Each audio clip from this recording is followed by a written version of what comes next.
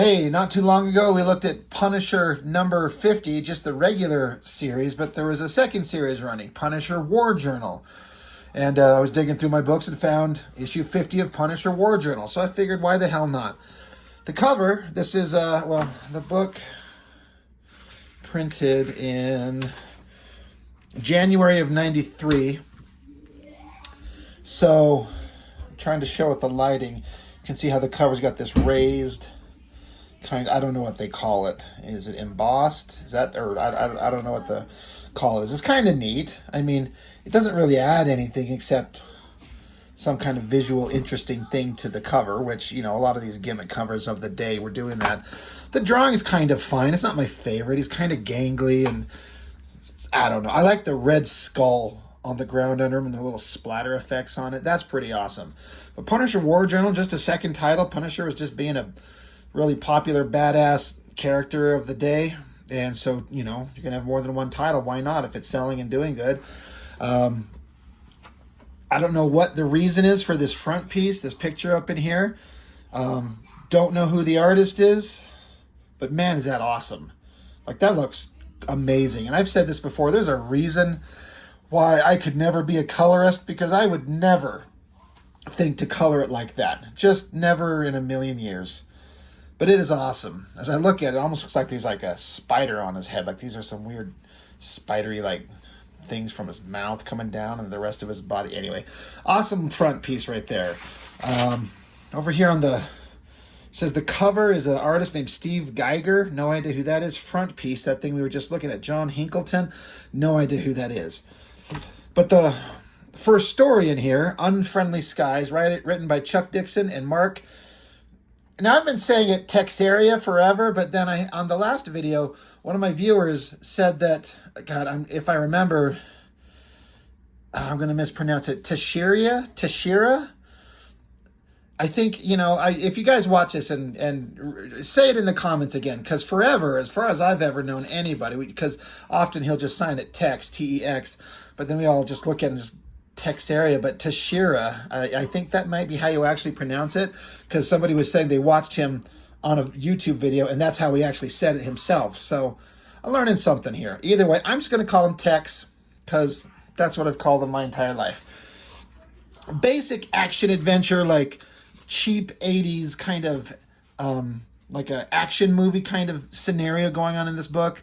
Punisher's narrating how they're letting this old guy through, and they pass his little crippled old man's, you know, this thing to help him walk, this walker. They just hand it over, and he's like, they could be packing a thermonuclear weapon inside that thing. They don't check it out. You know, who knows what could be inside that thing. But he knows there's criminal scum. So who's on the job? Punisher's on the job. And man, Tex is going to make every character a giant hulking monstrosity of a crazy looking bad motherfucker. And it's awesome visually. I can't help but think, like, if you saw this dude at an airport, I ain't getting on no plane with that guy. You know, ripped shirt, skull thing, smoking a cigar, looking like a murderer. I like the use of like a skull in the random places, which Tex will do. I was flipping through this, and Tex does some weird stuff with, he just throws in skulls in the background just cuz. X-Men animated cartoon.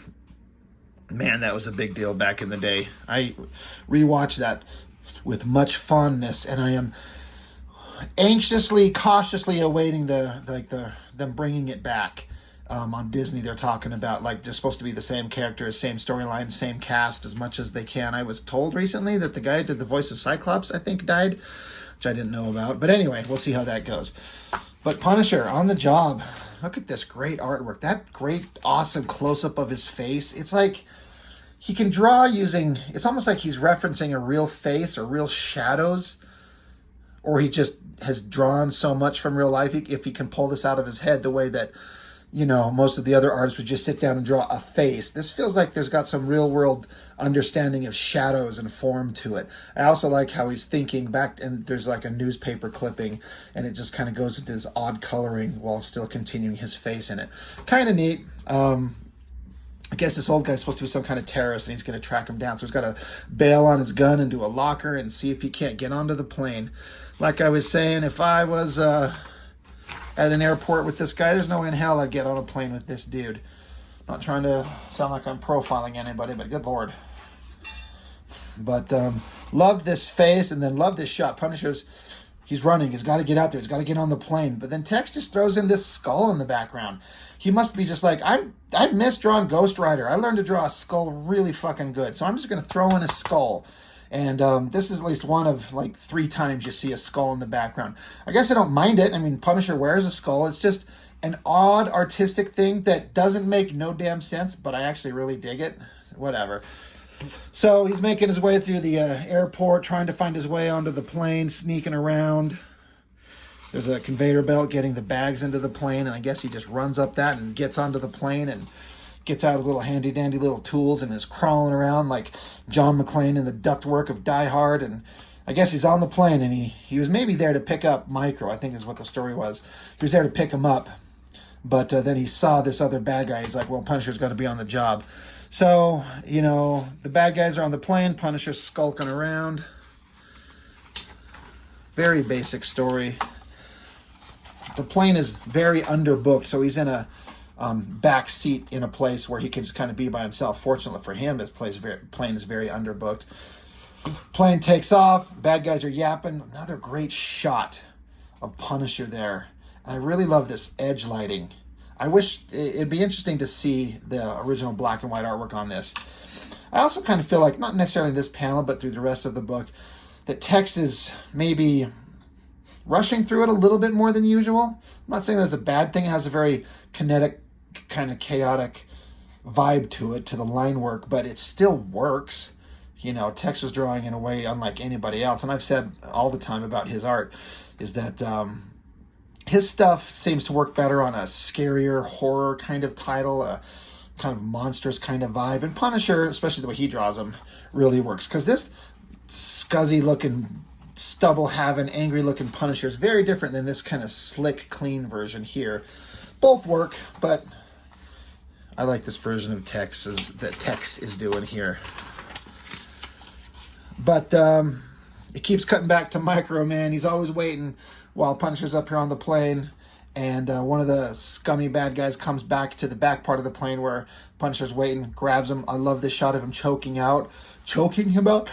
Holy shit, I am so sorry for yawning. God, I'm lame. Anyway, he's choking him. I love these big giant forearms of his wrapped in that tape. A lot of strength and movement going on there. Really cool.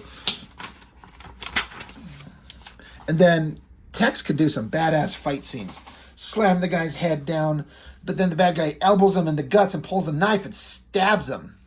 Fiberglass dagger, sharp as a razor. So Punisher backhands him in the face. Love that angry shot. Big, giant, muscly arms. He pulls the knife out of his own leg.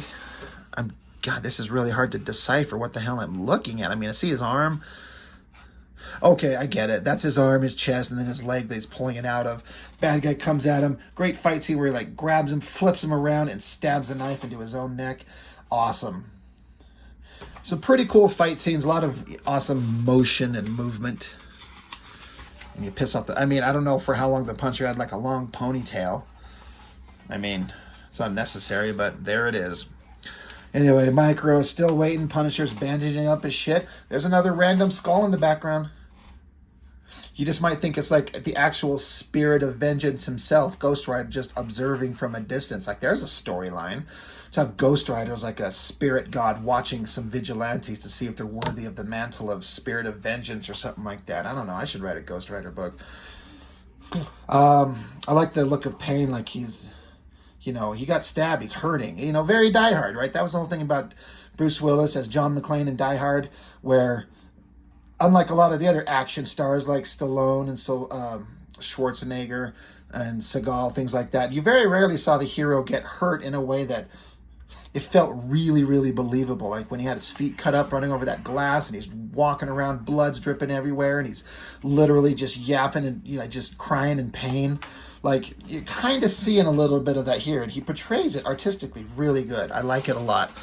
Anyway, bad guys are wondering where their comrade is. Oh, you know what? All right, I did not make this connection. I haven't read this book in years, and I did a quick flip through it. And I was kind of hyper-focused on Tex's art and the skulls. I didn't notice this. So when I'm sitting here talking about how it's very much a Die Hard inspired thing right there, I mean, that's what that is, right? Written on the chest, dead body announcing that you're there. That's funny. I didn't even make that connection. I love how is it in blood? Did he paint on a fucking Punisher skull onto the wall in this guy's blood? That's pretty fucked up. I don't think Marvel would ever have the fucking nuts to do that. I mean, the Marvel movies, I should say. Anyway, Punisher jumping into the battle, elbow to the face, blood flying everywhere from a knife cut his throat maybe. Talking with the girl who's on the stewardess, telling her, like, we got a problem. There's an explosive device. Punisher's on the phone. Look at this giant monster. It's like he loves these proportions. He draws everybody like this. That's all right. At least he's not fighting a Malaysian yo-yo master like the last one. Bad guy gets up. He's got a little explosive device. He's like, I'll kill everybody. You make a move. And Punisher just kind of calls his bluff, dives at him. He's got a hold on the bomb. Man, what a great double page kind of panel here. Angry face, unnecessary ponytail, grabbing at him there. The coloring even's rocking it. I think it's working really well. Then the bomb gets loosed, lets go of it, flies around, bounces around, seconds count down, but then Punisher saying it's less than a pound of C4, just barely enough to blow a hole in the side of the plane. There's the skull again, but I love the way he's kind of portrayed it as almost like a worried look. So again, is this the spirit of Ghost Rider, the spirit of vengeance himself, just observing what's going on? I mean, it's not. It's just a text thrown in a skull, I guess, but this plane, giant hole being blown through the wing.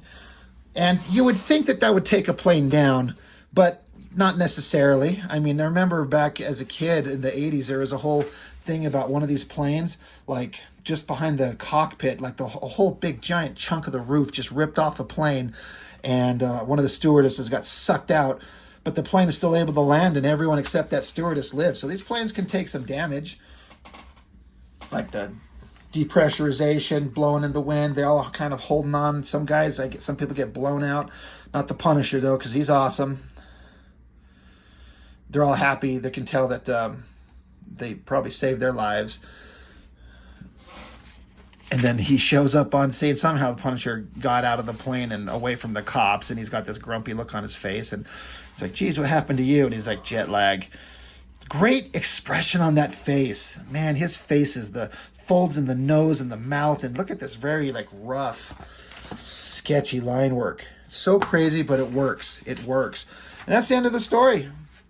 Little mini Punisher Die Hard airplane adventure. I mean, that's an airplane, sort of.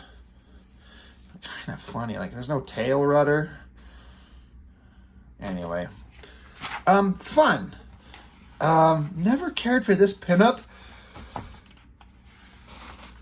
Just kind of bland. And then this other story. I don't know. Writer Stephen Grant, I think I've kind of heard it. Artist Sean McNamus. No idea who it is. I remember this story visually, and I never liked it. I don't like my comic action adventure things to have this cartoony vibe. Just for me, it rarely works. Sometimes McFarlane makes it work. I don't know. It's not very exciting to me. I never cared for it then. I don't care for it too much now. It's all fine, but I just kind of don't care. I do remember this shot of him getting blasted in the chest. But of course, Punisher's wearing body armor. He is not a moron. And then there's a preview of Punisher 2099. Futuristic stuff. There's the Punisher from the future. He's the Punisher, and you're deadware and blasting at him. Are they machine guns? Are they lasers? Are they? I don't know. Doesn't look very exciting. So I didn't pick up this title because artistically it did not look good to me at the time. I guess it's kind of okay, but I don't know. Spider-Man 2099 was good. The Doctor Doom was kind of okay. And Ravage, I got one issue into and I was done with. And I never bothered with the Punisher. And then this is a super boring pinup. To waste an entire page the car and he's standing on it and his gun's just kind of like, he's not even seeing where he's aiming. They just have a gun, so they have him shooting over here and shoot. It, like, very, like it's neutered. It's just like I'm trying to be awesome, but it's not awesome at all. Anyway, not much to it. That's a pretty awesome back cover. Just a random thing they threw in there. Look at Punisher jumping there, almost gleeful in his anger to slaughter a bad guy who's gonna blow the head off a hot blonde with her shirt and her giant boobies popping open. Good Lord.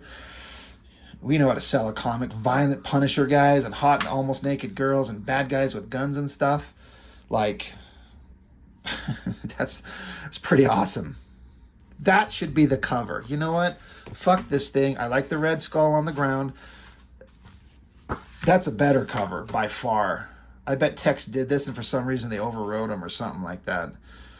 But anyway, that's that. That's all I got. Punisher War Journal number 50. Kind of fun. You know, not a big deal. $3 for this book, though. Good Lord. That's a lot of money.